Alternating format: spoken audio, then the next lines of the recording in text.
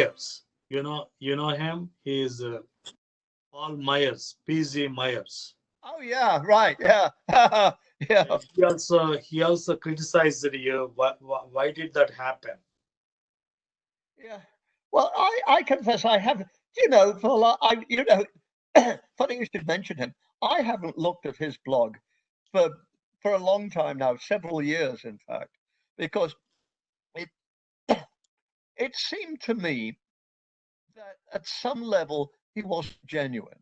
I mean, I can disagree, let's say, certainly I can disagree with Richard Dawkins.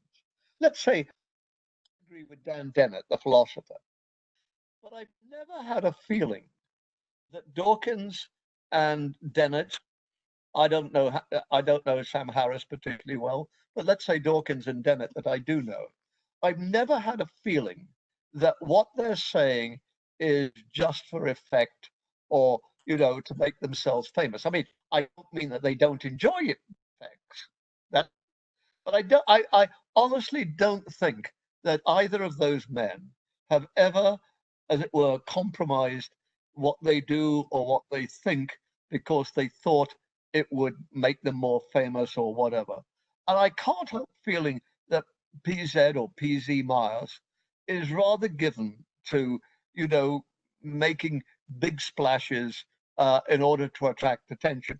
I mean, it wouldn't surprise me. He's at a very minor university. He's got no research record of his own or anything like that. So, I mean, in a way, his blog is his life. Whereas obviously, Dawkins had written The Selfish Gene. I mean, he's a brilliant science, writer, and Dan Dennett is a well-known philosopher. So neither of them, as it were, need any, what shall I say, reason to burnish their credentials. They're important, famous people in their own right, and deservedly so. Whereas I've always had a feeling that P.Z. Meyer is somebody who, as it were, is making a living out of being a pain in the backside. In other words, I just don't think he's genuine. You see, this is the thing.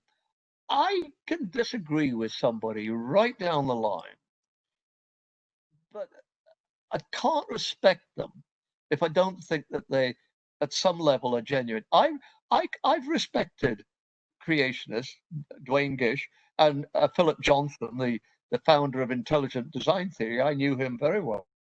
And I not only liked them, but I had time for them as people. I didn't agree with what they were doing. I would argue with them, but I never had the feeling that they were just doing it in order to make themselves popular. In fact, good, Dwayne Gish started off with as a very good career as a scientist. He got a PhD at Berkeley. He had at least one paper in the publications of the National Academy of Sciences. So he didn't need to go and become a creationist. He really didn't need to. So my feeling always was that it was something he did it because it was important to him. I've always felt the same about. I felt the same about Philip Johnson. So when I was asked to contribute to his Festschrift, I didn't have any trouble with doing that. I mean, I'm rather proud of the fact that in the same year I contributed both to Philip Johnson's Festschrift and to Richard Dawkins's Festschrift. I think that was something of an achievement. Great.